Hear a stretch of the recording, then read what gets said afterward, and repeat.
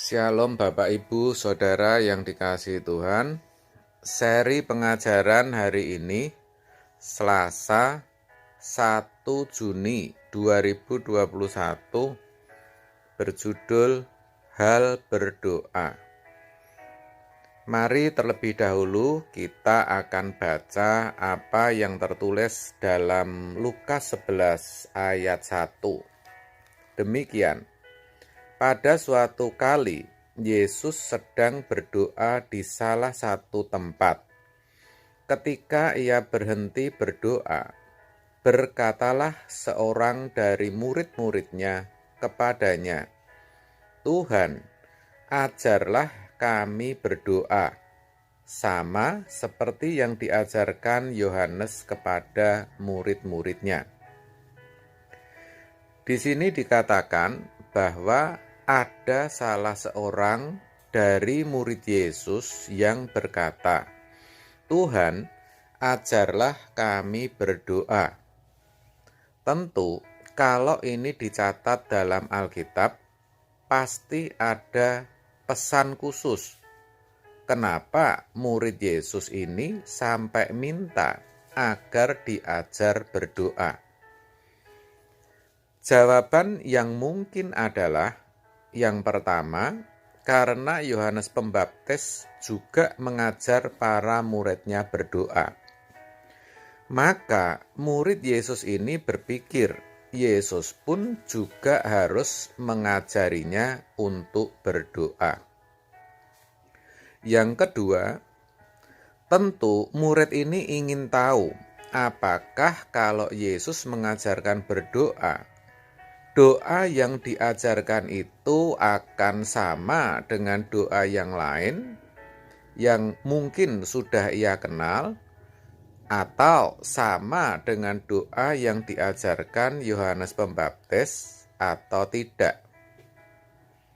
Dan akhirnya kita tahu bahwa Tuhan Yesus mengajarkannya berdoa. Dalam hal berdoa, Tuhan Yesus berkata supaya dalam doanya para murid itu jangan bertele-tele. Bertele-tele itu pengertiannya bisa doa yang panjang. Tentu bukan panjang karena isi doanya, melainkan panjang karena diulang-ulang. Itu maksudnya. Doa yang seperti itu Yesus katakan sebagai doa orang yang tidak mengenal Allah. Secara tidak langsung, Tuhan Yesus ingin mengatakan bahwa Allah Israel, Allah Abraham, Allah Ishak, dan Allah Yakub itu Allah yang menciptakan semesta alam ini dan semua yang ada di dalamnya, termasuk manusia. Karenanya, Allahnya orang percaya itu mengerti betul setiap ciptaannya, mengerti apa yang dibutuhkan, bahkan sebelum kita memintanya. Matius 6 ayat 8 mengatakan, "Jadi janganlah kamu seperti mereka, karena Bapamu mengetahui apa yang kamu perlukan sebelum kamu minta kepadanya." Dengan demikian, orang percaya sesungguhnya beruntung sekali memiliki Allah yang mengerti dan peduli.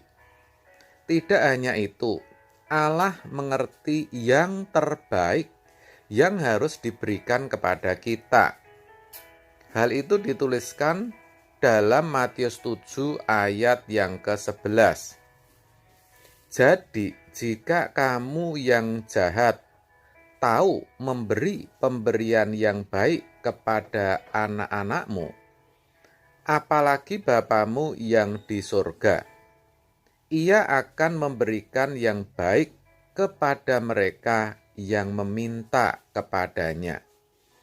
Inilah yang tidak dimengerti orang yang tidak mengenal Allah yang benar dengan benar, sehingga mereka berdoa bertele-tele, bahkan berpikir dengan banyaknya kata-kata doanya didengar Tuhan.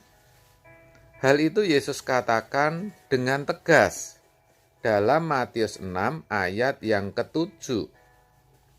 Lagi pula, dalam doamu itu, janganlah kamu bertele-tele seperti kebiasaan orang yang tidak mengenal Allah. Mereka menyangka bahwa karena banyaknya kata-kata, doanya akan dikabulkan. Lalu menyikapi semua perkataan Tuhan Yesus itu, apa yang harus kita mengerti terkait dengan berdoa? Kita harus menyadari bahwa sesungguhnya doa itu bukan sarana untuk meminta saja atau mengajukan permohonan kepada Tuhan. Karena tadi dikatakan Tuhan tahu sebelum kita meminta. Doa sesungguhnya adalah momentum atau keadaan di mana kita bisa ada dalam kebersamaan atau persekutuan dengan Tuhan. Momentum di mana kita bisa memiliki hubungan secara pribadi atau interpersonal relationship dengan Tuhan, di mana dalam hubungan itu kita bisa menyatakan perasaan dan pikiran kita, begitu juga Tuhan. Itulah kenapa Allah tinggal dan diam di dalam tubuh orang percaya melalui pribadi Roh Kudus. Dalam 1 Korintus 3 ayat 16 dikatakan, "Tidak tahukah kamu bahwa kamu adalah bait Allah dan bahwa Roh Allah diam di dalam kamu?"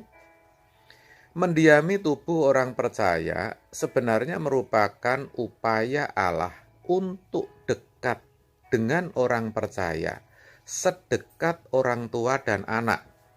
Maka tidak heran kalau Tuhan Yesus menggambarkan hubungan Roh Kudus dengan orang percaya itu seperti bapak dengan anak. Tadi sudah dibaca di Matius 7 ayat 11. Dikatakan, jadi jika kamu yang jahat tahu memberi pemberian yang baik kepada anak-anakmu, apalagi Bapamu yang di surga, Ia akan memberikan yang baik kepada mereka yang meminta kepadanya. Sayang sekali kebanyakan orang Kristen tidak mengerti kehendak Tuhan ini, sehingga keberadaan Tuhan dalam dirinya dianggap enteng, dibiarkan, tidak pernah diajak bicara dan tidak pernah diberi kesempatan untuk berbicara. Yang sering dilakukan justru menyakiti, mendukakan, bahkan menghujat Roh Kudus Allah itu. Ini ironi sekali, apalagi kalau mengingat Roh Kudus Allah inilah yang akan menuntun orang percaya mengerti seluruh kebenaran, sehingga orang percaya bisa dikembalikan ke rancangan semula. Sebab itu, melalui kebenaran ini, mari kita sadar bahwa doa itu bukan hanya untuk meminta. Apapun yang kita butuhkan, Tuhan sudah tahu, bahkan sebelum kita memintanya. Jadi kita tidak perlu khawatir akan apapun yang kita butuhkan. Sebaliknya, mari kita jadikan doa sebagai momentum yang berharga untuk menjalin hubungan pribadi yang intim dengan Tuhan, sampai kita bisa benar-benar ngeklik dengan Tuhan. Artinya benar-benar menemukan dan mengalaminya, sehingga kita bisa berkata, memang benar Allah yang kita kenal dalam nama Yesus itu Allah yang benar-benar telah bangkit dan hidup sampai sekarang. Amin. Tuhan Yesus memberkati.